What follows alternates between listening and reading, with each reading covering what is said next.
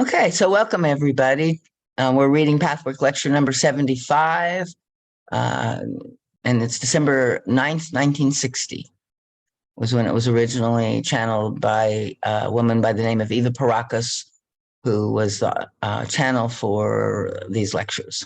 And this one, 75 of 150, or 258, and it's titled The Great Transition in Human Development from Isolation to Union. Greetings, my dearest friends. Blessings for all of you. Blessed is this hour. At the very beginning of this path, you learn to recognize your faults, your weaknesses, and your shortcomings on the superficial and obvious level. This recognition was not easy because you were untrained and unused to any kind of self-observation and self-honesty. From that stage on, you learn to explore deeper levels and find the greater subtleties of your nature. Much ground has been covered since those early stages of finding your faults. You may remember my telling you at one point when we discussed human shortcomings that all faults stem from three basic ones: self-will, pride, and fear. No matter which fault you take, examining it profoundly will always find in the last analysis it comes from one of these. The second main phase of this path dealt with your complexes, your images, misconceptions, unconscious confusions, and conflicts. So I'm going to sort of give you a little context here. So the guide talks about that we, grow up with experiences that the mind then tries to, sort of capture like a rule, like, okay, I experienced this, that means all men are dangerous, or, I experienced this and that means work is really, not fun. And so we have these, beliefs that are kind of embedded often way back in childhood. And because we actually kind of grow up around them, they stay buried a little bit in the unconscious, and they are active in our experience, but we often don't understand why. So what he's saying is that the second phase is to explore and look at, what these beliefs are, because they're also part of, it's the misconception and the belief that makes us feel like we have to go to self-will, pride, and fear, or some defense, basically, in order to, survive. And it's that is then starts the vicious circles in motion, basically. And where we have these images, he talks about that it always splits the world into two opposing sides that are kind of damned if we do, damned if we don't. And then we're trying to find our way, where neither side feels right. So I should have a good example of that, but it's not coming. If anybody feels like they have one, that would be great. So the unconscious confusions and conflicts then, set us up inside, and we're also split inside of ourselves. So there's one part that's trying to control another part inside, and oftentimes it's kind of punitive or harsh with us. So all of this is what creates a lot of pain and suffering in our lives and in situations with other people, a kind of self-absorption, a kind of, lost, caught up in our own little world that doesn't work very well. And so we're just living in frustration there. So he says, I stressed the necessity of doing this work of self-search without judging yourself, without moralizing, and without evaluating the right and wrong, the good and bad from an ethical standpoint. Rather, I told you to evaluate these findings as to how correct your thinking was when you created your images and misconceptions. So now when we bring them up, it's not good or bad. It's like, well, is that the truth, right? What is the truth?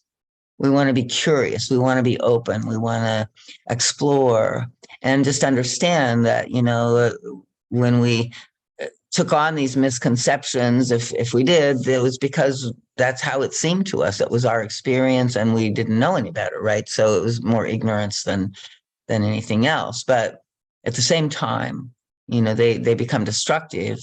And he says also, when we, have this moralizing attitude towards that, or we, then there's this destructive guilt that also becomes a heavy burden on our own evolution and development. And that generates resistance to truly finding ourselves. So if we don't have self-acceptance, if we don't have really a supportive relationship with our own self, then oftentimes it's very difficult to face, ourselves, because every time we do, we have this, very harsh mirror, criticizing or making us bad or wrong. And this is probably one of the most, the deepest kinds of suffering. I mean, the ego, ourself can stand, pain, but the kind of rejection of our very being by our own self is probably one of the deepest ways that we dig into a hole of suffering. Is there any comments or questions so far?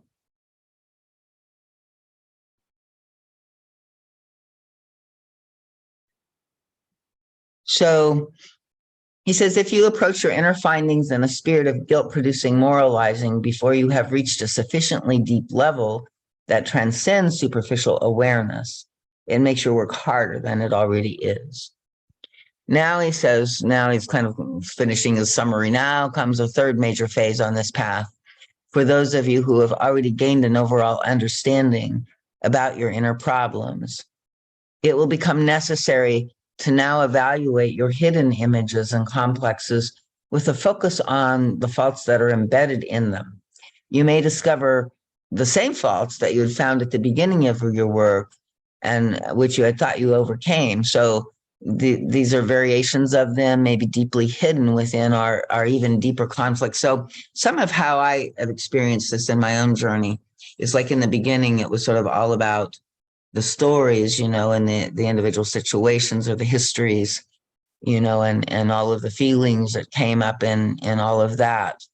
But as you do that work, you begin to see the patterns, the dynamics, right? And so like embedded, like that's the outer level. And then you begin to see, oh, there's certain energies and certain repetitive triggers. And so he's saying, like, when we get to the point where we can kind of see this underlying layer, it takes us into a different phase of the work.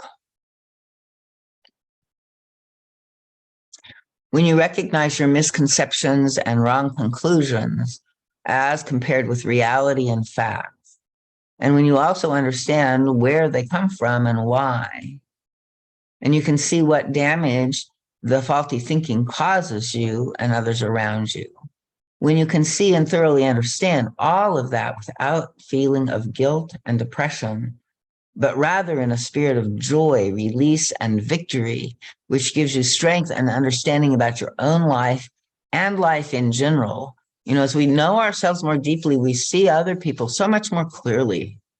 Then the time has come for a new evaluation from an ethical and spiritual viewpoint. Look inward to determine. So now we have to examine all of this from this place of sort of self-centeredness and separation versus this true spiritual reality of deep union. So it says, look inward to determine where you are selfish and proud, fearful and withdrawn. Search deep within your inner conflicts for these traits, even if on other levels of your personality they may not show. This is an important step forward, my friends. There are two basic currents in the universe. One is the love force, which gives out, communicates, and rises above the little ego, which considers itself the center of all things. Yet it is only a part of a stupendous whole. Your real self never considers you as the ultimate end. When you reach the height of your potential, You no longer experience life within the confines of your restricting, separating barriers of false beliefs and misconceptions. And then you find union with all people. You feel, experience, and think in an entirely different way. You become a different person, yet while remaining essentially the same individual.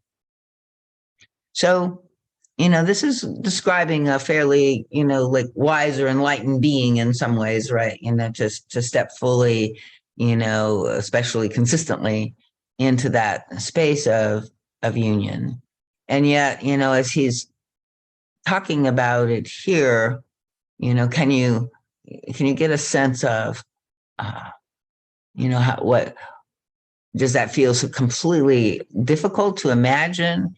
To step outside to see something as a part of the larger, or to recognize where you're sort of, it's kind of not like you're getting rid of the small, self-involved self, but it's just a bigger, like, concentric circle around it, right? And so we're that, and we're more.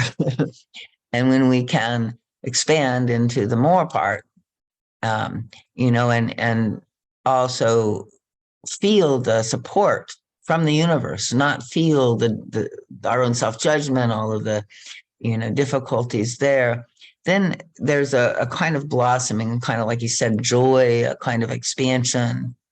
And it's easy, and it feels, natural to expand and embrace others in deeper ways.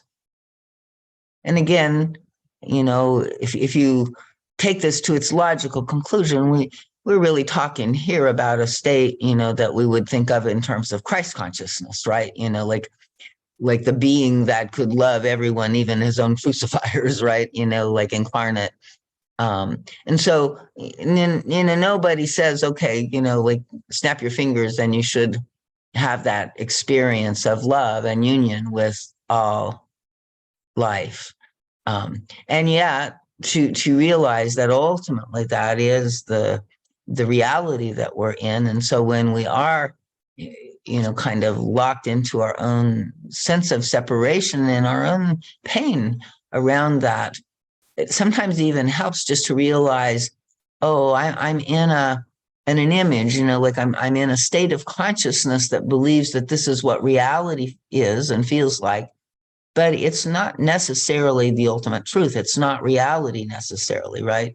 It's just how I'm feeling, the state that I'm in, the capacity of this particular vibration of consciousness that I'm holding right now, that is, being experienced, and it's being mirrored back to us, as feedback, right?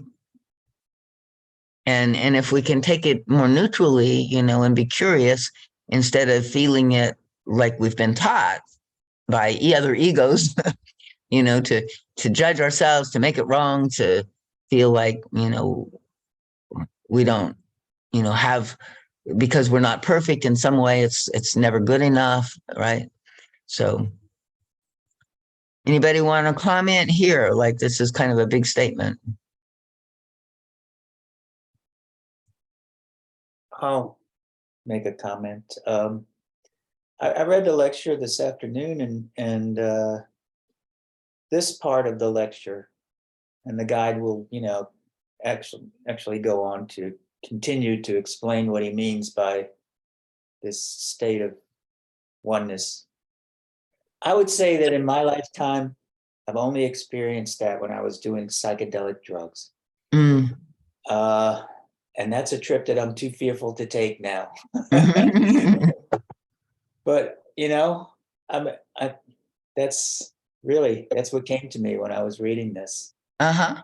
But I mean, even then you have some kind of, I mean, I know what you're meaning, because, like when I was back in the 60s, like we lived in this kind of sense that, oh, everybody sees the world the same way, and the world is this one, reality of, what everybody's experiencing. And so when you first took those drugs and realized, oh, like this is just a state of consciousness, and this is a whole other, reality somehow, and it feels more unitive, then yeah, it's like at least you have had that experience. Yeah. And then I don't know, like, I find in doing this work with people in groups and individual sessions, right? I'm not saying I can love everybody, including, some certain politicians and that kind, but there is a way that when I am, holding space, with somebody else and or being, in that uh there is a kind of a really beautiful, way of just being present and in that sense, I think deeply one. And also, when they're in what they're feeling, I'm never, separate from that. I know that, right? I recognize that. And this lecture, he also talks about how, like we're tuning into these, bands of energy. So, it's like it's not even personal in that way. And so, to recognize and not only have, empathy because I've been there, but, stepping into real compassion for, that experience, I think is also part of this union process, unity. I could see how how compassion could be a gateway, into a piece of this state of oneness, unification. I also feel that, I also feel that life itself or civilization itself is not, it's more of a deterrent than it is, an amplifier of this. It's like every day you feel like you're against all odds, Yeah, exactly.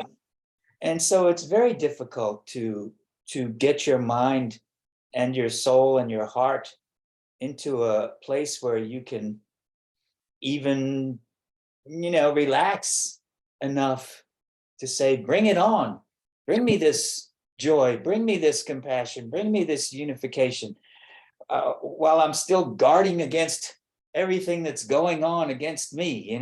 Right. You can't exactly. And that's it's kind of like a chicken and an egg problem, like and so the ego thinks, well, I can't get there unless I, have the conditions right for it. But I think the guide is saying we're creating those conditions, right? And so we have to clear those conditions and then we can arrive there. And it includes that relaxation, right? Relaxing is probably the biggest thing that we can do on our spiritual journey. And he talks a little bit about how everything, the underlying fear, right? So like there's this place where we're frozen and fearful and feeling, so that's, I think, that other level of unification, right? We were talking about earlier too on the drugs, or the psychedelics. It does feel like everything, not just other human beings, right? But everything is conscious and everything is Yes. one. And then the other piece of it to me is to feel the sense of the divine presence that is personally connecting with you, right? And so in some way that is to me the most deeply healing and kind of the furthest from sort of our conditioning, because we've been conditioned to see God as Satan in a way, right? Like the our parents were the original, gods, and they were coming from the sort of the egoic control model, right? And that was what we got programmed with, and we have fear about all that control, and so then we, or lack of our own control, and so then we, go to our defenses that then keep the vicious circle, the cycle spinning. So Yeah. it is, like a real conundrum, and we have to kind of unprogram ourselves, and we have to do that with the same consciousness that's programmed. So this is like a miracle. I think the guide says in one of the lectures, this is an amazing thing that you all do. You can actually transcend your own consciousness, right? Consciousness is so creative. It can imagine beyond its own self in some way. And then risk maybe even experiencing that. So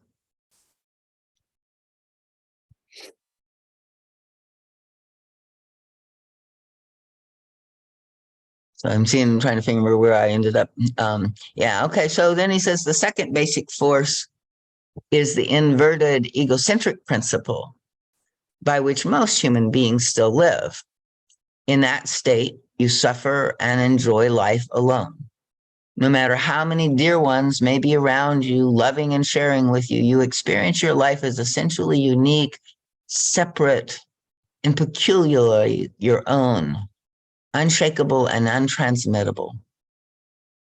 You are the only one who experiences this particular pain or joy in quite this way.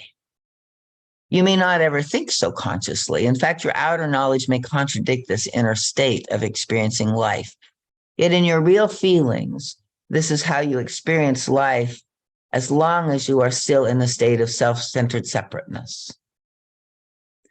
So I don't know if that makes sense, but it brings to mind for me, like so many times people, are coming feeling, like, where's my tribe? Why do I feel so alone? Why am I, having to struggle so much and there's nobody? And sometimes that's a physical reality, like we don't have a lot of support, but even those that do, like he's saying, there's a way that we hold on to this kind of inner identity, and it's hard for us to receive.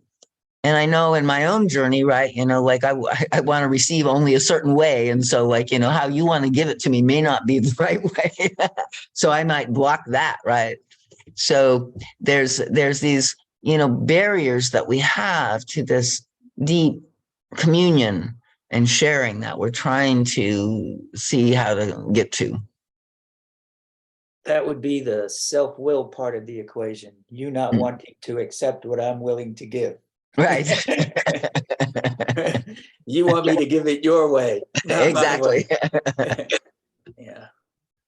Yeah. And again, from the understanding of the child, like, so,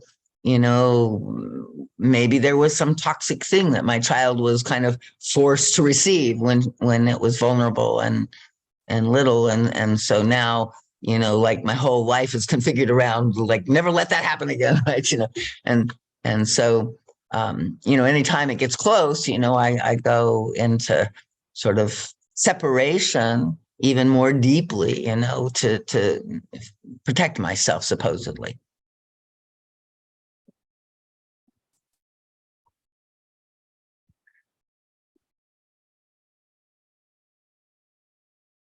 So, the transition from self-centered isolation to the state of union with all is the most essential step on the evolutionary path of an individual spirit entity. At some time in one life or another, the transition has to come.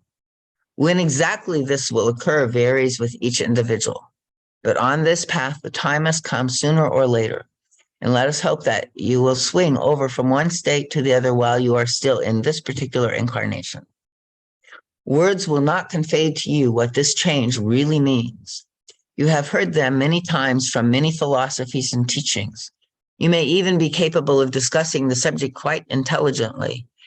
In isolated moments, you may have even experienced what I am describing. But then the experience vanishes and you are back in the old state of isolation. It takes a lot more work to make the transition permanent, and the most essential prerequisite for permanence is finding and solving your hidden conflicts. Moreover, it is of vital importance that you understand that the ultimate aim of your spiritual path is to make the transition from one state into another. In order to do so, you must become fully aware that you still live in the old, undesirable state.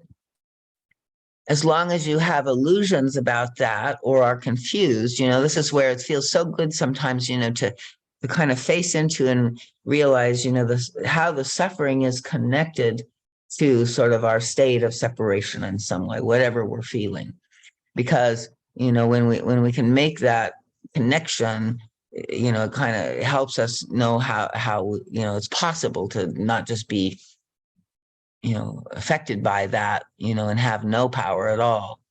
So our self-responsibility, comes in when we recognize that. And as we, can clear some of that or challenge it or question it or have it, open our ideas, our opinions, expand our state of possibilities, right? Not be so rigid, which is interesting. Speaking of the psychedelics, is that's the one thing with all of this, research that they're doing now that they're saying is what happens is that all of the kind of programmed, what they call default neural network that comes from all of our history of living who we are, right? That loosens up. The connections get cross-referenced and made in other ways. And so in some way, we can maybe get there with psychedelics or we get there with meditation or other kinds of things, but there's a way, in challenging, like even the old beliefs, right? Like, okay, I have this, conception about things, but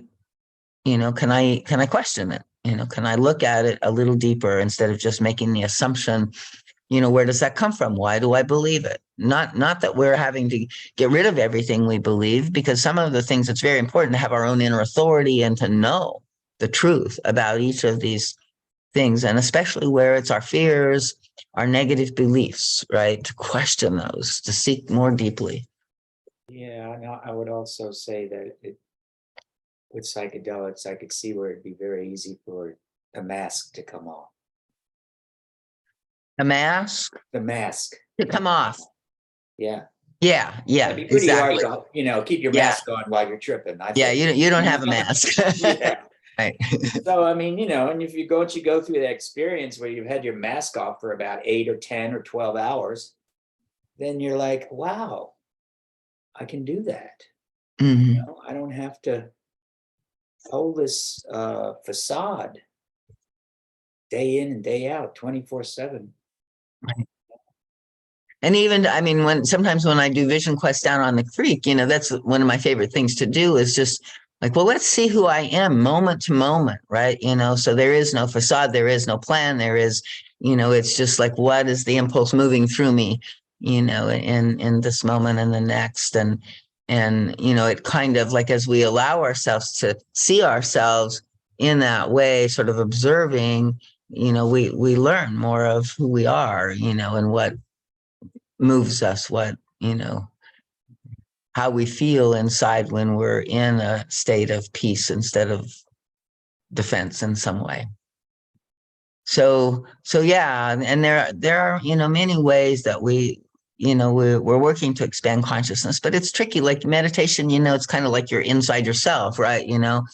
And so this thing that he's calling for of unification, with each other and with all things, I guess with the meditation, you're including, that for other beings and all. But I love the pathwork in that way, in the sense that we really do kind of get together and or we did before COVID, and hopefully we will again more, where we, can interact and be in these, states of exploration and realness with each other, and risking, being there in the presence of each other with all of our feelings and all of ourselves, right? And that the guide says, the only exposure or the only cure for shame is exposure, right? And so as we risk being who we are in the pathwork groups, I think it's a very also profound level of working towards this state of union from out of isolation,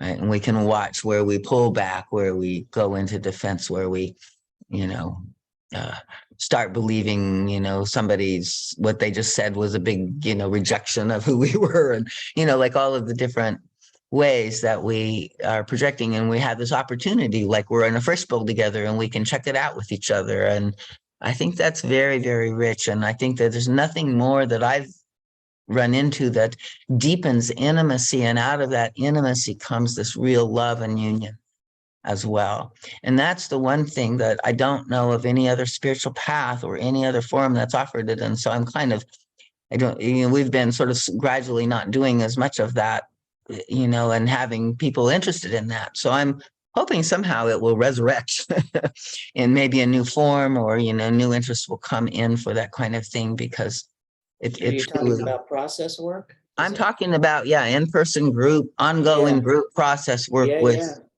with each other. yeah. four by fours Yeah, exactly. all day long.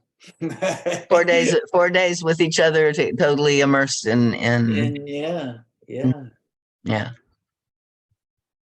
And then ongoing, so I mean, the full program was at that time 5 years. So people stayed in committed groups, so that very powerful, beautiful way that I think helps to begin to, really open our hearts and help us shed our defenses and risk this transition into a more unified state of union. So a common first experience, did I read this? Let's see. Let me back up a little bit. So go ahead. I may have reread this, but when you first glimpse the new state of being, you will experience a liberation from the confining wall of isolating self-centeredness. You will feel a deep purpose in life, your life, all life. You will understand the purpose of all your experiences, both the good and the bad, and you will evaluate them from a completely new point of view. You will deeply experience union with all beings and the importance of their purpose as well as your own. A new joy and security will penetrate you such as you have never known. The new security will not be accompanied by the delusion that no more suffering will come to you. And you also will not cringe from such suffering. You will know that it cannot harm you. So that's a big paragraph there. And so let's break it down a little bit, right? So I think it's also true in my experience, right, that when a lot of what the guide is talking about is this, like everything that we're encountering and experiencing in our life is really, part of this whole unified field that's dancing with us, reflecting us, helping us learn and grow. It's this amazing, multidimensional school that, and we do have a purpose. We're here in our courses, and our courses are unique. I'm learning a different thing than you're learning. And I'm learning it not only because, loving teachers are giving it to me, but also because, good enemies and people that are not so friendly with me, are challenging me and giving me, difficulty. And they are my teachers as well. I think in the Eastern system, they call, there's a Sat Guru, which is the wise, teacher. And then there's the Upu Guru, which is the one that, is the trickster, or that, helps you experience your own, reactiveness or whatever. So, we're being, if we have a relationship that's a particularly problematic one, often, they are playing a role for us so that we can encounter that projection, in a sense, of our own enemy and see, what the truth is, and find a, either encounter and go through the difficulty, which takes us out the other side, or transmute it because we recognize it's our own projection, and we try a different approach, and that approach creates a different reality. We just jump timelines or whatever they're calling it now. So any comments on that? Anybody want to highlight anything there?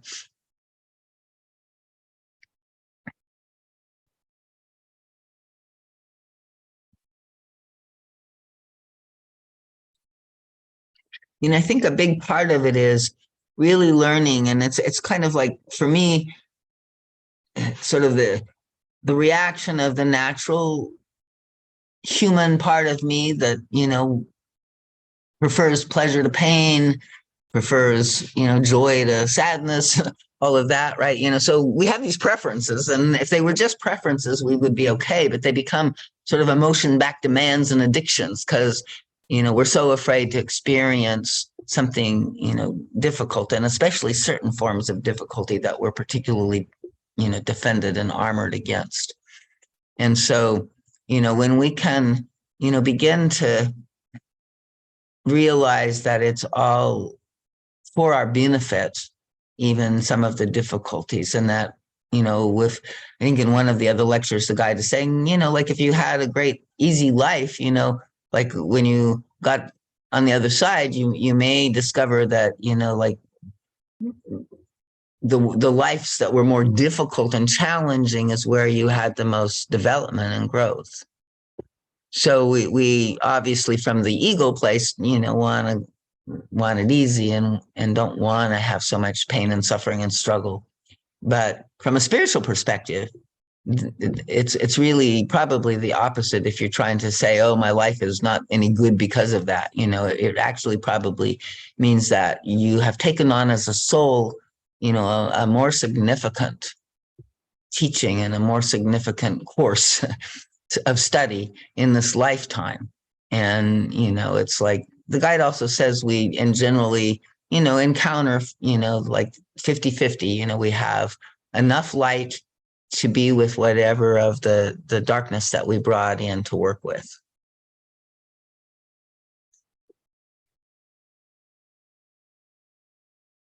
A common first experience in the new state is a feeling that whatever you experience at the moment is also felt by millions of other people. It was felt by millions in the past and will be felt by millions in the future. Ever since the world of matter began, all these feelings, good or bad, positive or negative, joyful or painful, have existed and people have experienced them. That you seem to produce a feeling does not mean that you have actually done so. What you do produce is the condition of tuning into the particular force or principle of an already existing emotion. This distinction may appear like hair splitting, but it is not. To perceive life from the new outlook is an essentially different experience. As long as you harbor the illusion that you are producing the respective emotion or life experience, you are still unique, alone, and separate.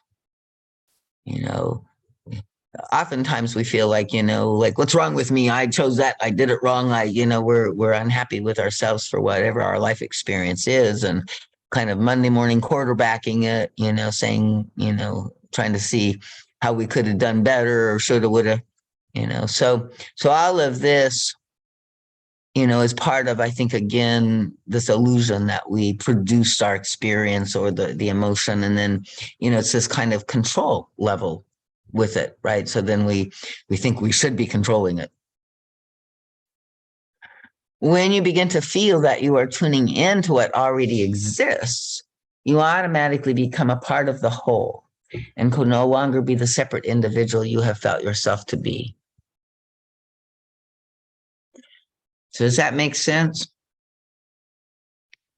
I think this is an interesting sort of principle, and I run across it in shamanic kinds of understandings as well, like, energies, and there's vibrations, and some of them are higher and some of them are lower, and there's bands, and we kind of, by our thoughts, by our feelings, we're resonating in a band. I have a question on that. So I don't. I'm learning this. So I know from what I've heard, and I believe there is one consciousness, right? We're all connected. There's one consciousness, and we are incarnated here on Earth to learn things or to progress in our journey to get at those higher levels.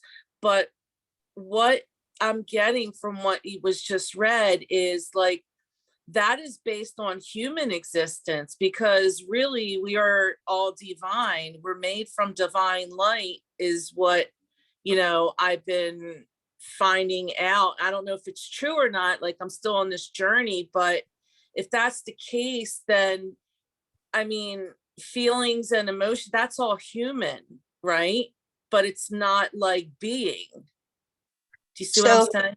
Yeah. And certainly, like it's part of this process is not denying our humanness. It's taking Right. the humanness and lifting it into, this state of, of wisdom and Okay. union in that. So, you're right that our emotional, like the higher self may be in a more, just presence and ability to, objectively witness whatever we're going through. But I think where we are in our lives now, my understanding is it's like we really have to embrace our humanity and love that humanness into Christ, right? It's not Yeah, like we have to leave that humanness and because reject that's where it to we become are. We're Christ. talking about it as Exactly. humans. I get it. Yeah. Yeah. And so and this is where we get trapped in our humanness, which is I think what he's speaking here to. It's not the humanness itself that's the problem, but somehow unconsciously we manage to get trapped and stuck and kind of like just floundering in this humanness and don't know really how to navigate it very well. And so he's giving us a key here a little bit, like to think of, what like right now, for instance, go in and just notice like your vibrational, signature, how, what's your life force feeling like in this moment, what's your inner atmosphere, your inner weather pattern happening. And oftentimes energetically, we're open or we're constricted, we're tight in certain parts of our bodies, or, we're, you know, feeling energies, agitated inside of us, or, these kinds of things. And It's so, interesting that you mentioned shamanic journey because I just went to one last week for the very first time, and I didn't think anything would happen, but it did. It was amazing. Yeah. oh, So like there is like that other consciousness that you can tap into, or the interconnectedness, you know what I mean? It was, yeah. exactly. Yeah. Yeah. And I think, shamanic is kind of like instead of like sort of samadhi, or, we're, like that direct experience of oneness that some meditation paths go to. The shamanic is kind of this oneness in this realm of archetypes and energies and forces, right? And so we know they're all Yeah. conscious, and we know it's all part of the whole, and we're a part of it, Right. but it's more individuated, I guess, as well. So, but yeah, it's like, and that's where we can look at again our feelings as well. So if we just kind of Oh yeah. notice, It wasn't good. yeah, yeah. Yeah. And I like Eckhart Tolle talks about certain feelings that we have as pain bodies, right? Like their energy consciousness that is a certain, kind of state that may have a story with it about some past trauma or something like that. But, it's like a certain kind of pain body, and certain things, somebody might say something off the cuff, but that kind of zings it and goes in and activates this Yes. old story in me of, nobody loves me, everybody hates me, I guess I have to go eat worms kind of thing, So it's like this kind of triggers, by these, and the awakening of these pain bodies. And then it's like the pain bodies have certain, like this is where, they're vibrating in these certain ranges. And so if we cannot get caught up in it personally, oh, what's wrong with me, but realize, oh no, there's a state of consciousness that I'm vibrating in, and some part of me is identified with. And if I can, step back and like he's suggesting here, one idea, is to just realize and feel oneness with how other people have gone through that and have experienced that throughout history, in throughout the world, right? That you're not the only one that has ever gone through this, or have ever felt these feelings, or has been lost or suffering in these kind of places. And I don't know, like, is anybody trying it? Like, how is that? What do you discover if you try that? Mm-hmm.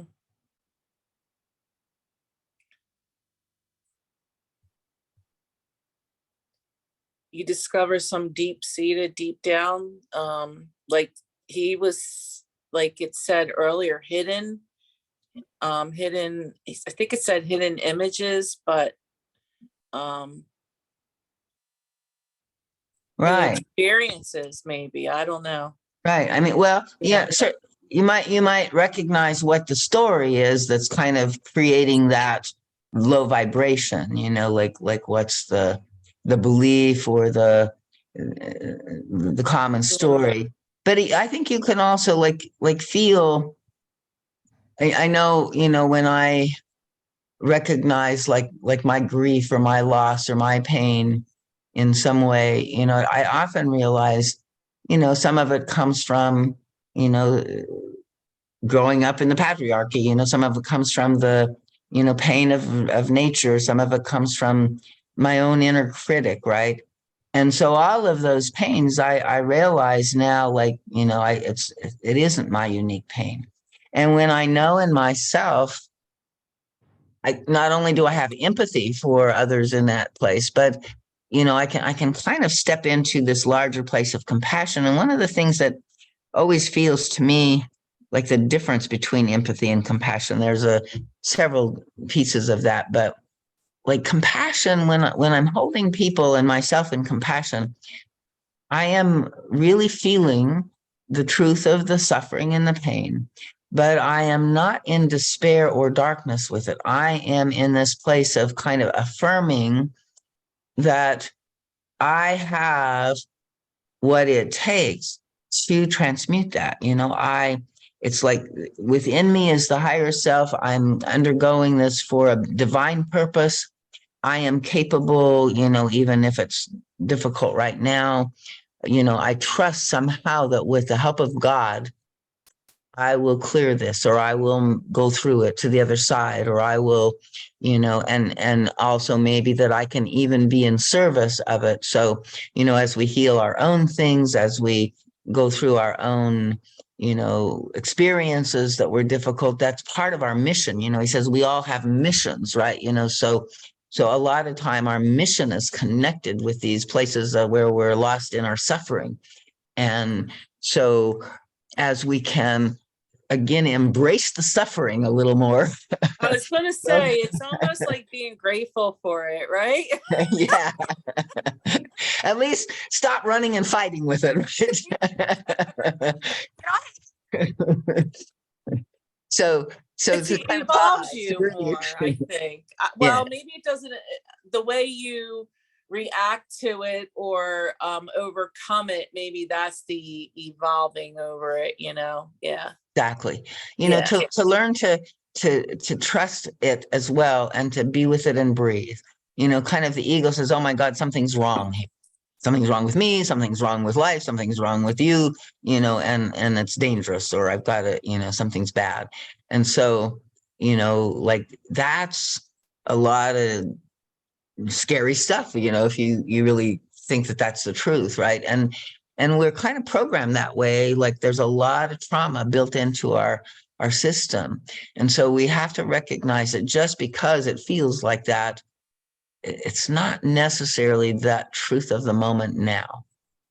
And if we can, try to pause and not deny the pain, the fear, the pain body in any way, because by rejecting it or denying it, that won't work. We really do have to, say, I'm here with you and I want to see if I can help you, So it's part of what helps us awaken our own higher self faculties as well, to step up and be responsible in a way for connecting with in a loving and positive way our own suffering, our own pain bodies, our own places where we're stuck and lost and confused and creating unhappy experiences. And again, if we judge them, like there's the feeling, but then if we judge them, that adds a whole other dimension of rejection. And that's the part that I don't think is necessary, right? We can feel the pain, but the pain of, thinking that pain is something wrong with me or something bad that, I should fix or change, then that I think adds to a suffering that is much more heightened than just the natural experience of being human is. I don't know if that made sense, but. So let's go back to the guide, see if we can ground us a little more. So recognizing your commonality with all others will widen your horizon considerably. It will give you a new outlook on your passing sorrows, and it will help you to make constructive use of any negative findings within yourself. It will also heighten your creative abilities. Humanity's fundamental longing is to actually participate in this new state of being that follows the transition. You may obstruct it and fear it in your ignorance, but the longing always remains. For in the state that is natural for all God's creatures, the state of union, there is no aloneness anymore. In your present state, you are essentially alone. And the best you can occasionally achieve is the realization that others go through similar experiences and feel the same way. But this is not at all what the new state really is. In the new state, you will know deeply that all things, feelings, emotions, thoughts, and experiences already exist and that you share in any of the existing currents because of your own consciousness, where your awareness is focused right now. If you're in a story, if you're in a negative vibration, then that's how you're going to experience it. And you're going to be vibrating in that space. So these forces and principles work all around and within you. And it is up to you which one will affect you. So like as we get conscious that we're doing this, then we can be at choice. And it's not just like making ourselves change our feelings, because our feelings are not subject to our outer will, but we can, find the inner choice of what is true, what we want, and make that, and then find these ways of transforming the feelings as we go. So visualize all emotional experiences from the lowest to the highest as streams or currents, according to your personal frame of mind, state of emotion, general development, character, tendencies, as well as passing moods or outer happenings. That you tune into one of these currents, while you may simultaneously be partly tuned into another conflicting one, even. Often we're on multiple levels at the same time, right? And then there's sort of one certain story that we're identified with and involved with. But oftentimes, it's like we can see that there's even within inside of us, two stories going on conflicting with each other. And with this approach, a drastic change is bound to occur in your entire inner and outer outlook. From a separate self-centered being, you're bound to become little by little the being you actually are.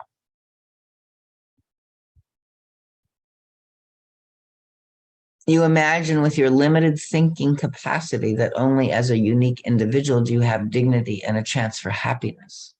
I'm going to pause and just go back to that, becoming the being that we actually are. What do you think that is pointing to? Anybody have a comment on that? I think it goes to who we like, that we all have like love. We all have like the divinity in us. We are divinity, that we were made in God's image, right? So I think that's what it's referring to, like what we truly are. We're all one consciousness. We're all, and I don't know how else to like describe it, but it's like it's something other than what you are right now as being human. It's something higher and more. You know what I mean? Like it's like I guess this is what I'm thinking so Right. No, far. yeah, that's good. I mean, and I think, and I think that is in general something true, but I think still it's like there's still something in our culture. And I, for the longest time, I didn't understand what is my higher self, right?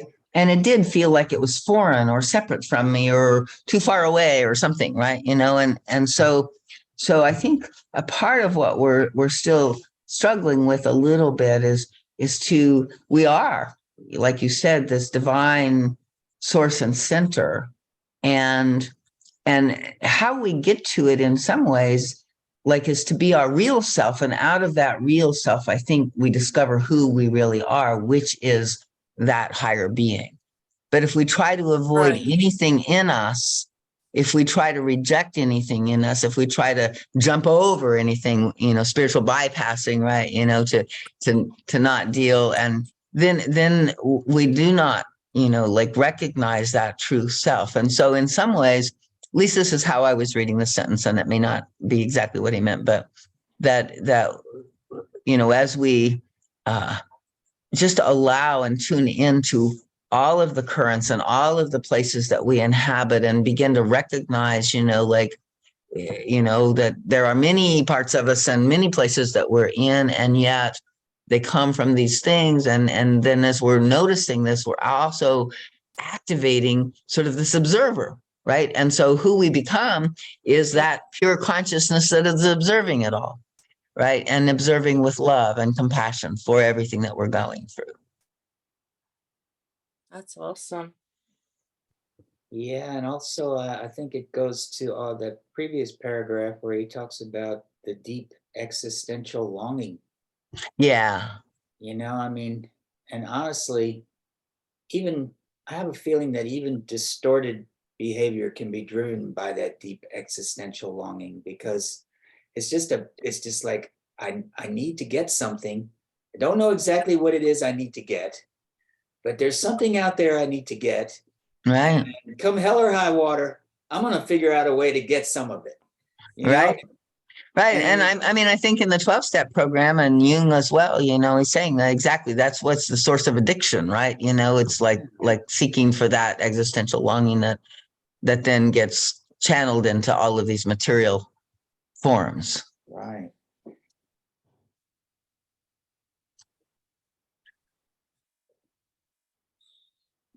So so he goes in this next level on, you know, talking a little bit about our individual dignity. So he says, you imagine with your limited thinking capacity that only as a unique, aka separate individual, do we have dignity and a chance for happiness. You also feel, often unconsciously, that if you are but a cog in a wheel, you know, part of a larger whole, we do not count. You are still under the illusion that you are but one out of billions. So, you know, you're insignificant in some way, and therefore your happiness is not important. Another illusion misinterprets the right to individuality. It claims that you are a separate being and therefore essentially separate, alone, and unique.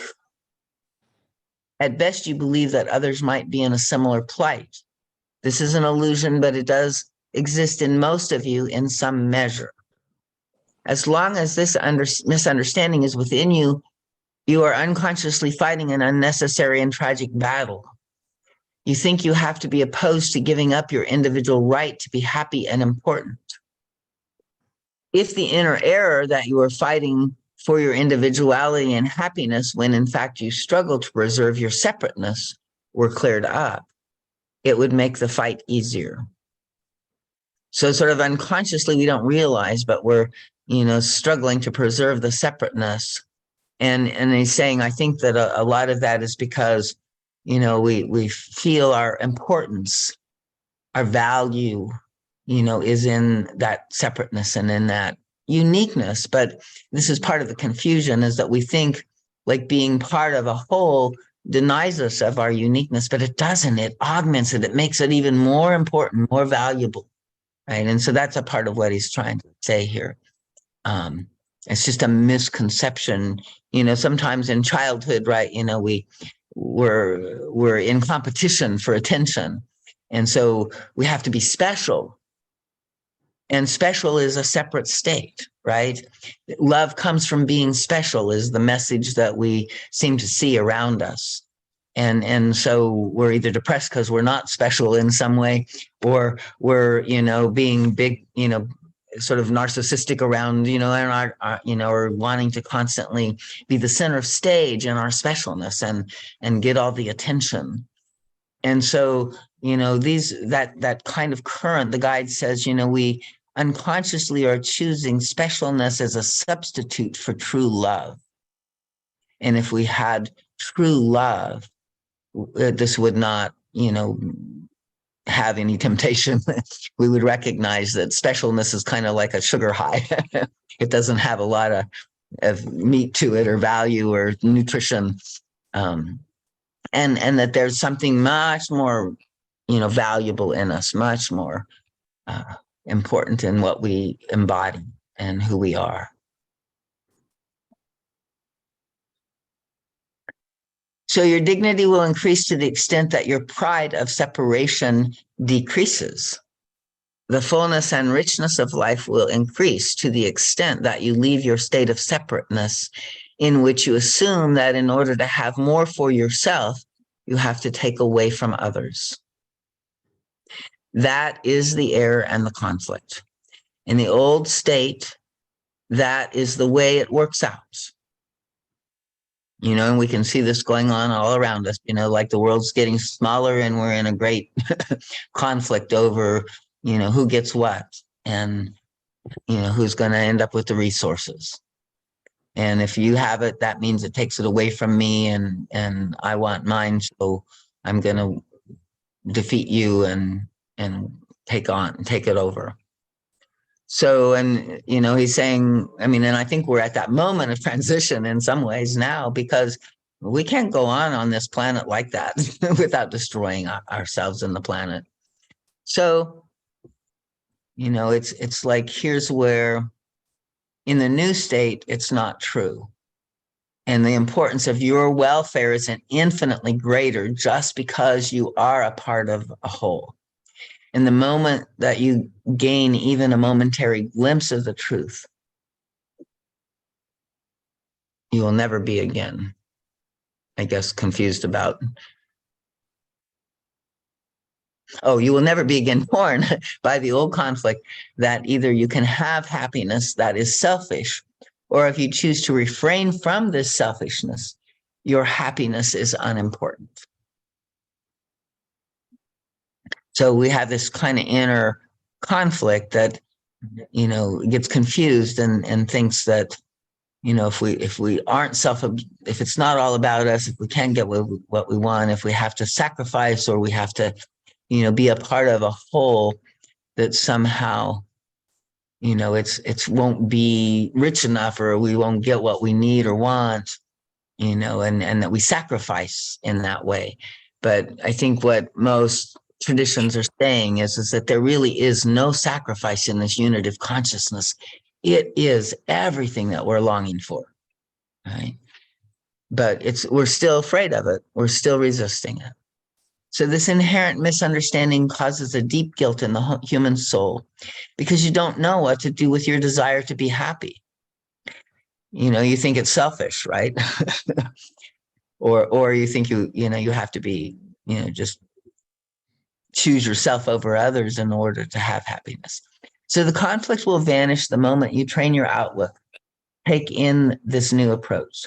The instant you have experienced that first glimmer of understanding, you will recognize how steeped in separateness you were. The moment the insight comes, you will truly see that the old state of separateness was and still is your world. And then your conscious desire to leave the old world behind will increase.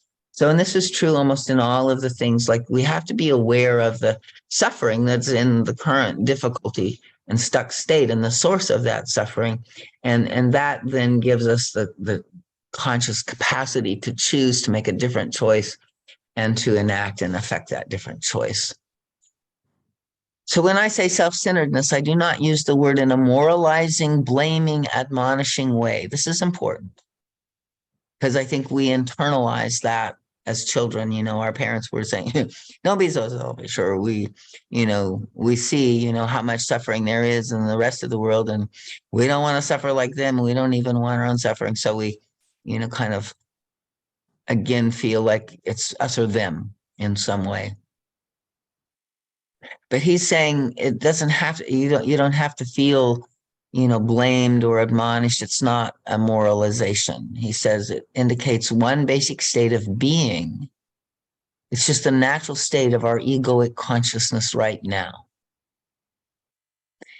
And when we are lifted out of that, when we purify, when we evolve beyond that, then, we'll be in simply a different state of being. It's not like, it's like it took that was the stepping stone to get there. So it's not like something's wrong with that. We don't have to wipe that out. We don't have to reject it. We don't have to moralize against it, right? It's where we are now. We need to embrace it because that's the next step on the stepping stones to get to this larger capacity.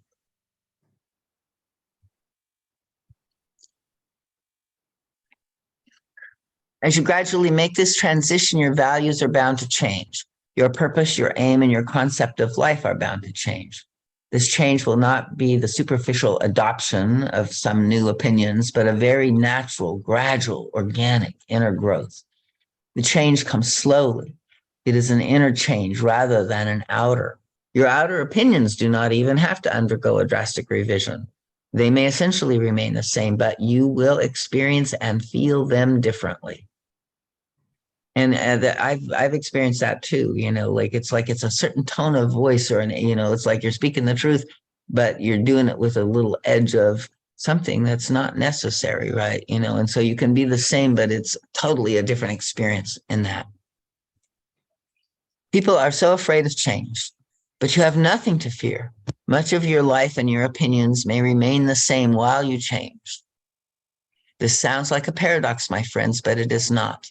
To remain the same and yet to change is possible in a good, constructive, and natural way, because the call of your life is to grow to the maximum. However, it is also possible to change and remain the same in some wrong and destructive ways. Truly, you have nothing to fear in approaching this great transition. For what is valuable and valid, what is essentially you, will remain the same, only enriched. Only what was not essentially you will gradually fall off like an old, outworn cloak. Creative forces will flow out of you, which you are still completely unaware. The direction of your innermost currents will be reversed when you attain the new state of oneness. In your present state of isolation, many creative forces, such as love or talents, try to stream out of you. But due to your basic inner state of self-centered separateness, they are turned back. After the initial effort of streaming out, reaching the cosmos, and teaching others, they are withdrawn, held back, and made inactive. Your innermost nature rebels against such great frustration because it is against nature, against creation, and against harmony. This basic rebellion of your inner nature causes many conflicts that can never be solved entirely by recognizing your images and conflicts, which were created by childhood conditions. While the dissolution of childhood conflicts is essential to bring about the new state of being, it is important to recognize that dissolving childhood conflicts is not an end in itself. If your aim is to stop short at resolving childhood conflicts and straightening out psychological deviations, you are bound to fail in fulfilling yourself. You may not even succeed in really resolving these conflicts if their resolution is not a means toward the greater aim, the transition from the self-centered state of isolation into the state of union with all. This includes the recognition of yourself as an integral part of creation, which strives endlessly and ceaselessly toward a greater fulfillment. Can you feel that part of you? Can you know that part of you? What's carried you this far? What keeps you going? What is moving through you? That is, your life force, your highest, your willingness, your yes to life, your, carrying your vision of the future, all of that, right? And only when you take the greater aim of union with all as your personal goal will you be capable of utterly fulfilling yourself. Because once we're in union, we're also being guided, we're held, we're listening to the whole, it's like, and so it's like the fulfillment of sort of doing God's will and work in the world is much greater than even our own personal desire, right? And to watch it effectively make a difference in the world, to help, that's all a part of our own personal fulfillment. You will develop all your capacities, and then the great stream of life, of health, of strength will flow through you. When your ultimate outlook on life is distorted or not clearly formulated, your creative and health-giving forces cannot be regenerated by the great cosmic stream. There's another form of union, we need to be plugged in to the great cosmic stream, right? The cosmic forces are constantly blocked and halted by our ignorance, confusion, lack of awareness, wrong perspective on the real meaning of life. With the proper outlook, you are bound to approach and finally make the transition. In the new state, your own creative forces will naturally flow out of you, allowing the cosmic forces to constantly flow into you, renewing and regenerating your entire being. Your outgoing forces will touch other beings who are attuned to them wherever and whoever they are.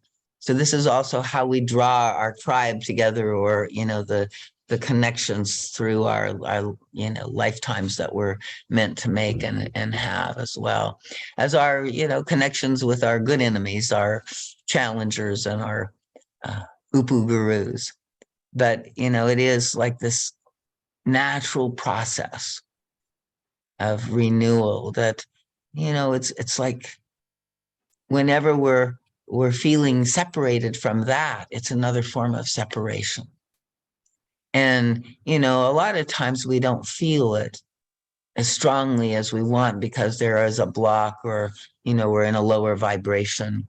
But if you can think about this, like, you are never really separated. It is always there. It is always coming to earth for you. It is always filling you. It's just your ability to receive it in this moment is, closed a little more. So, when we can simply recognize that, it's like we don't have to judge our closed ability to receive. We can just acknowledge and pray, ask for help. Like, I see, I'm closed. Help me. I want to open more. I want to receive this. What's in my way?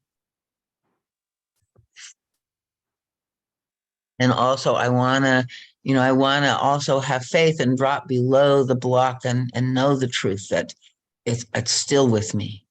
I may not be able to feel it as full as I want, but I want to affirm that deep inner knowing that it is in fact there, because that helps us a lot, especially when we're, calling on limited resources. We've been under stress. It's like if we can, access some of this greater life force, it can make a difference in our completing of our tasks and our commitments and our, ways that we're giving and sharing. Darlene, as I listen to this and consider my own personal behavioral habits of essentially sequestering myself a lot. I love to get into my sanctuary and just be there with myself, away from the chaos and confusion of the world. And of course, there's a part of me that's like, wow, that's my fault, But then there's another part of me that suddenly realizes, you know what, maybe that's how I connect, by myself in some way, in my sequestered, You're exactly right. It's never one or the other. It's never a good or, it's like it's got both. That's part, it's like there's an element of that may be, part of your, serenity, defense, right? yeah. And it's absolutely in your divinity. It is your ray, right? The guide says that like oftentimes our defense is connected to our divine ray, right? And that space inside of you, and we need it. It's never an either. Oh, you should always be out there do it. Like most of us that are in service, we also have a good bit of introversion, and being out there and giving it depletes. We need to recharge. And go back in and connect with that, our own self. But it's the larger self, and it's God, right? It's not just kind of curling up in our separate misery somehow. Right? Yeah. Yeah. But I think you're exactly right. It's like there's divinity in that, need that you have. It's a real need, and it serves you. And it's always like this fine study, right? And where does it slide off into defense? Where does it, slide off into separation, isolation, that kind of thing. Exactly. It is a fine line.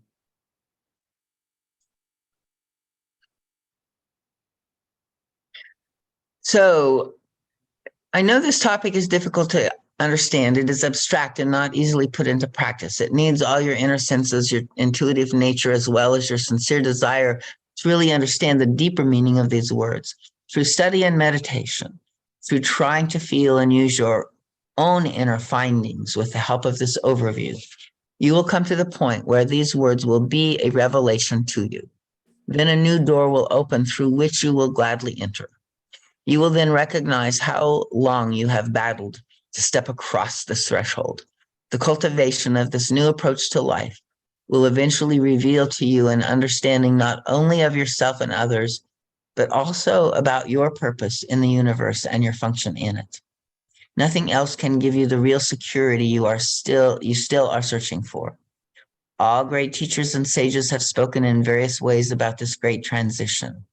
You who are on this path should think about it, envision it, and know that its time is bound to come.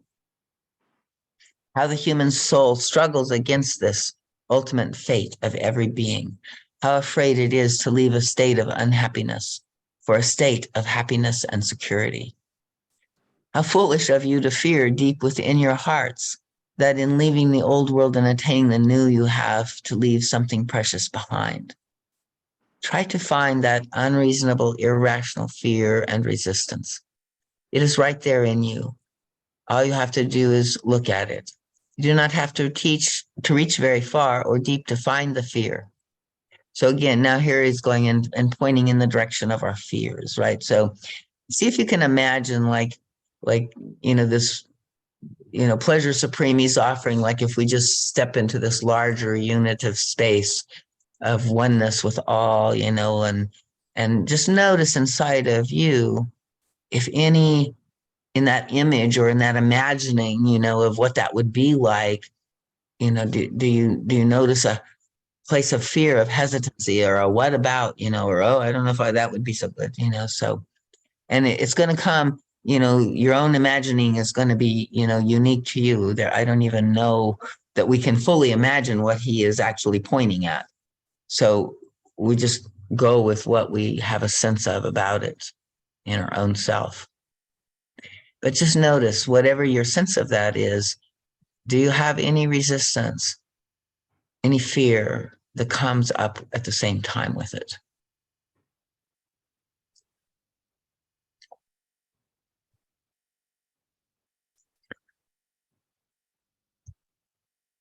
So anybody notice anything like that?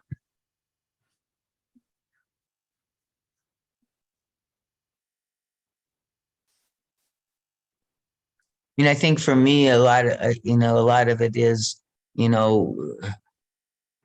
if I'm completely open to the other person and kind of not guarding myself and protecting myself, like somehow, I have to, like receive something from them that, like I'm not in control, like, or another one is like, I have difficulty traveling because I have to have everything with me, and where everything is at my home, and I can't bring my whole house with me where I go. So there's this kind of, contraction in, oh, if I don't have everything I need, like then I have to, be in a contracted state of fear and unhappiness somehow. And so, those fears are small in some ways, and can block a larger, like maybe if I wasn't so fearful in that way, I would go to lots of adventures down in Brazil and South America and, have all of these, even more profound awakening experiences or something like that, right? Or maybe, as I get older, I'm aware like, well, at some point you're going to have to accept people taking care of you, probably. And, like I remember my mother, she had a stroke. And so she was pretty, needing people to lift her and move her and all of that, and, how uncomfortable, how, it must be invasive and, so difficult to receive sort of that kind of thing without your own agency, right? So that would be one of my little fears, so that I have to challenge and trust that I will face it in my lifetime at some level, as I become, it's interesting how life is, we start out helpless and we get our whatever strength and capacity and power we have, and then we lose it all again. And so going into, the helplessness that was originally what wounded us, right? So now we have this opportunity to revisit again, hopefully with maybe a little more wisdom, but it's PTSD. And so also we have to find a way to help us work through those fears and question them, trust a little deeper, and be grateful for the help that we receive. I'm talking to myself, even though it may not be the perfect way I want it.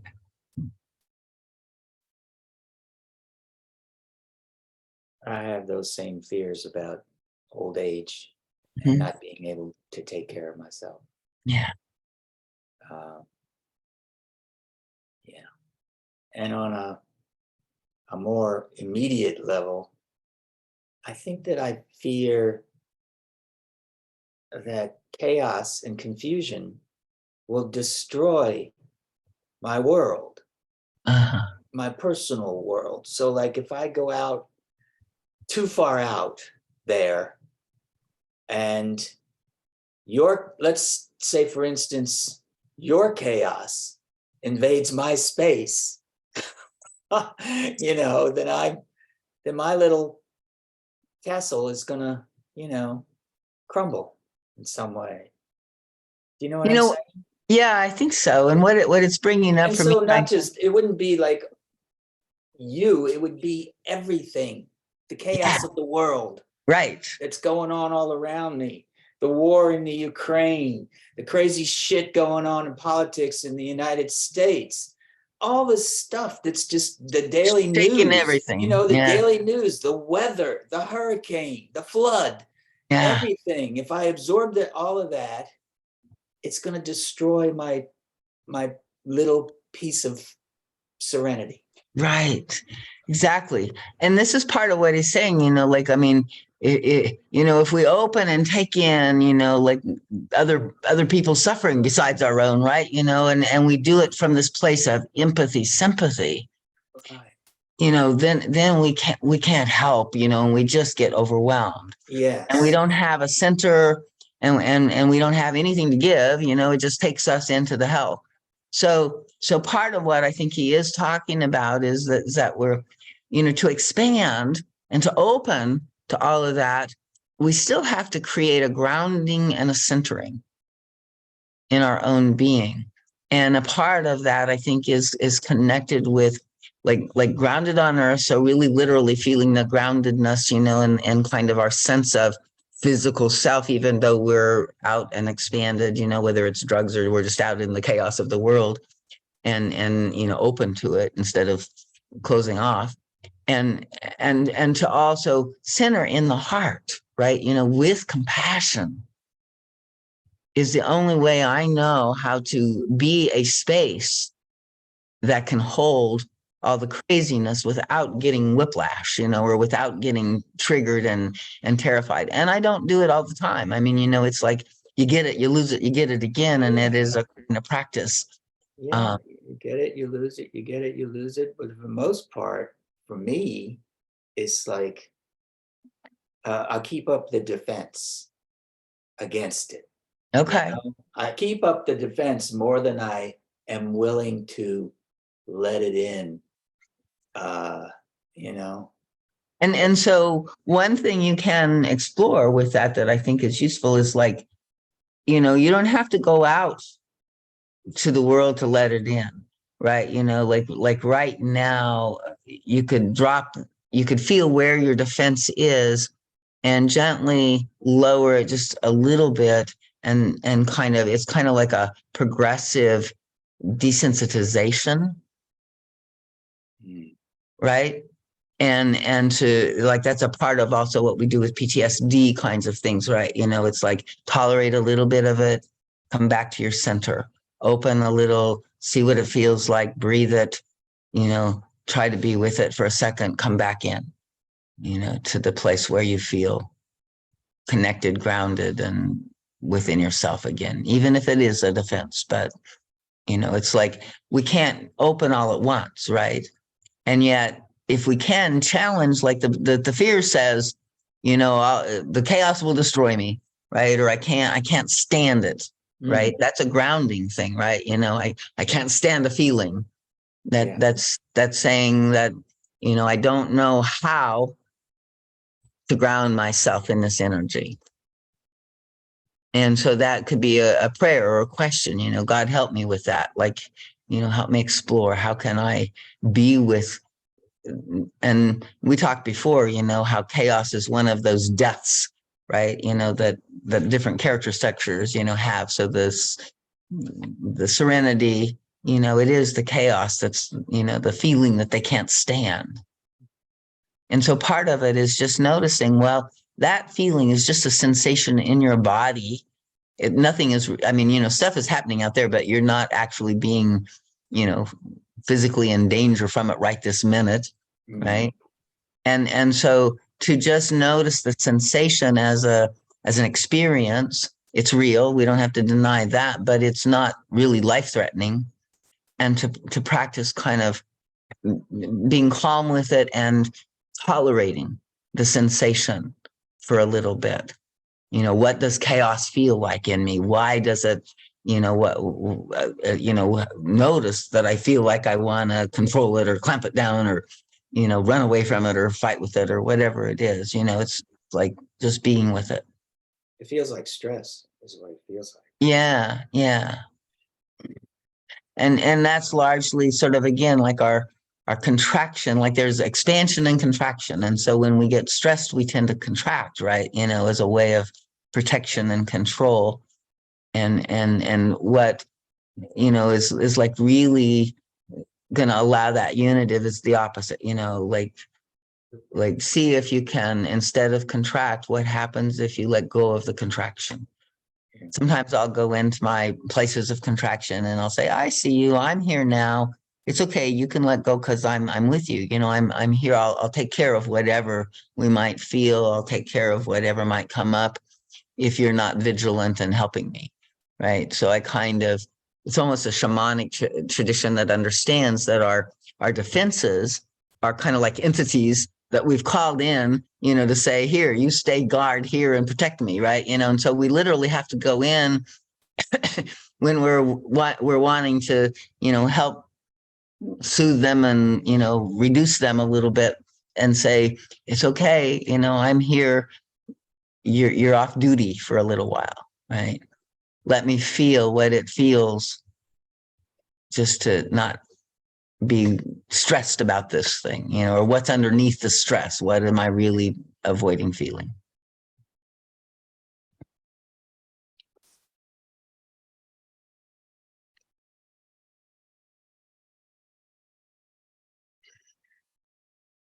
So he's just continuing with this basic resistance to transition being expressed in innumerable little ways in everyday life. Find it and you will have found a valuable key. So whatever little things, we contract against is kind of an expression of that, right? First, it is necessary that you become aware of how you are struggling to maintain the isolated life in which at best you want to share your life with a few chosen individuals. If you can give some manner of love to those few, you are already a step beyond many who cannot even do this. I hope my words will not be misunderstood to mean that you should undertake a drastic change in your outer life. The transition is much more subtle than that.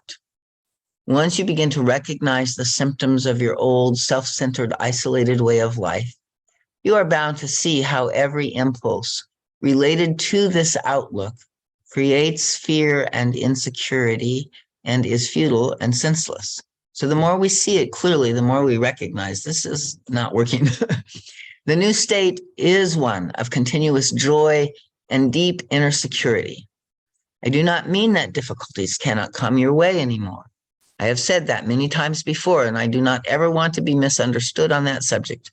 No one should contemplate this path and the development taking place on it with the idea that if you proceed properly, your difficulties will cease. That expectation is, of course, utterly unrealistic and wrong as long as you are incarnated as a human being. However, as I said before, that which you need to go through will not frighten you anymore. So isn't that interesting? And I mean, there's still plenty of fears that I have of what I have to go through. So I'm waiting for that one. I'll take it. If no matter what I have to go through, there's this Teilhard de Chardin quote that talks about, like the changes that are destined to renew our being, it's a prayer to God to, turn that terror that we have of those changes into joy at being transformed into God, right? And so that's, it's a deep work for all of us, and we all have this, real, fear of what we have to go through in this incarnation. So it'll make sense to you, and you will go through it courageously, growing with and from it. And I notice, even though I still have fear, it certainly has helped a lot. And then I also notice that I can hold myself and not contract and not react and not go into all the dire stuff as quickly or as deeply. And somehow that also seems to smooth out the way that things then, even in the shaking, even in the, difficulty, I see the support, I see the attempt that the universe is trying to make it as gentle as possible, right? Or whatever. So, I see the help that's available for me. And then I also recognize out the other side, oh yeah, so there it was just passing. It was perfect. I needed to go through that. It, taught me so much. So you will accept it as part of life instead of shrinking away from it. So you see, my dear friends, what humanity is actually struggling to maintain is a state of isolating darkness. It is a senseless struggle from which you reap unhappiness, and this alone proves that the direction is wrong and must be changed. The results of changing your inner direction are freedom and joy, purpose and security. It appears to you as though you are giving up something valuable, but once you decide to let it go, you will see that you have given up nothing.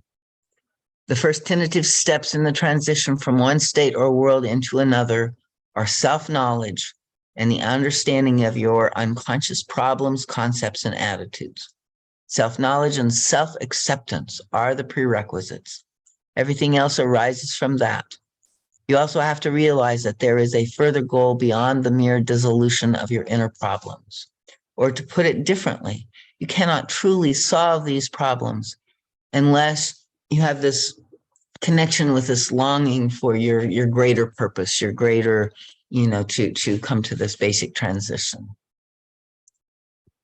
If you can occasionally feel what I have tried to convey to you tonight, it may help you to open a little window from which you can glean a new perception. So we've got some Q&As. They were okay, somewhat interesting, but I think for this evening, let's go ahead and, close with the lecture, the main lecture. So is there any additional comments or questions or? It is an abstract lecture. I mean, to be talking about a state of being That we haven't ever. really have hardly ever attained for maybe from some fleeting moments, Mhm. and like he says, then you go back into your state of isolation and you can't even remember what it is you experienced. Exactly. So it's what I call like a crack in the cosmic egg, right? Yeah. It's like we're just creating this little, open, and we've heard it before. And I get a little frustrated. There's actually another really good lecture that we might take on, and I've done it before, that's on visualization for growing into the unitive state. And he has a list of what it actually looks like more, to be in that state. So, we might explore that a little bit, or if you want to read that lecture, it might be a good follow-up.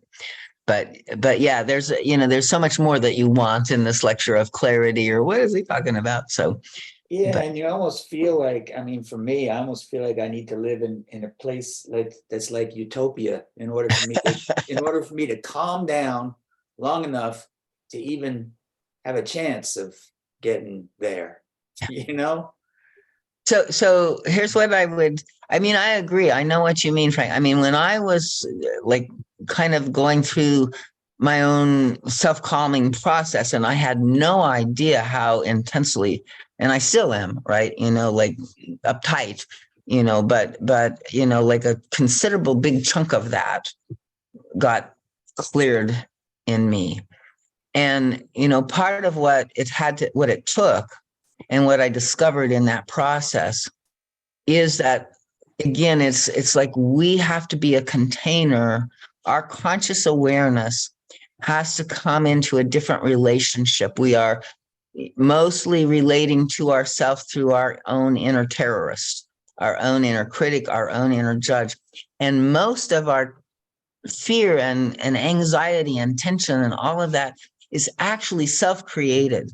When we can create a different relationship to ourselves and go in and sort of like imagine that you are the higher self, or feel your own compassion for your suffering, is one good way of getting there, right? To witness the struggle, the child, the hurt, right? And open your heart so that then you can go in and befriend yourself and really be this loving container that, you're not perfectly calm either from there, but you're more calm, and so you can see, oh, I'm anxious. And then you can go in and self-soothe, right? This is part of what we didn't learn as infants, maybe, or children, was how to self-soothe. And without that, we really do have a nervous system that is fragile and not firm.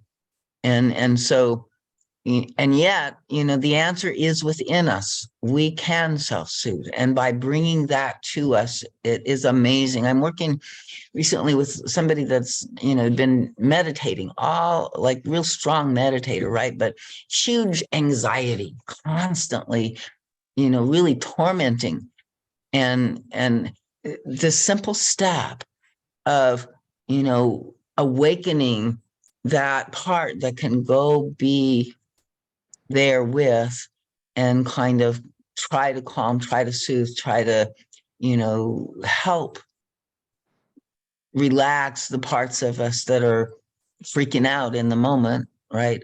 It's like a salve, a balm that we need.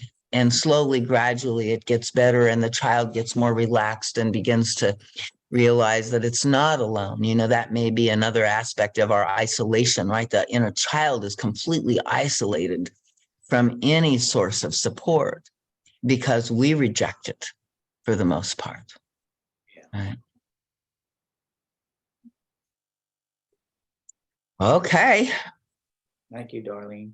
Yeah. Thank you, everybody. It's Good good night. to see everybody and connect. So I'm going to stop our share and Wave good night to everybody. Thanks for coming, Mary. Nice to have you. Thanks for Nico, having me. come again. Wonderful. Yeah. Thank you. I will do. Okay. Nice Care. to meet you. Take care. Bye.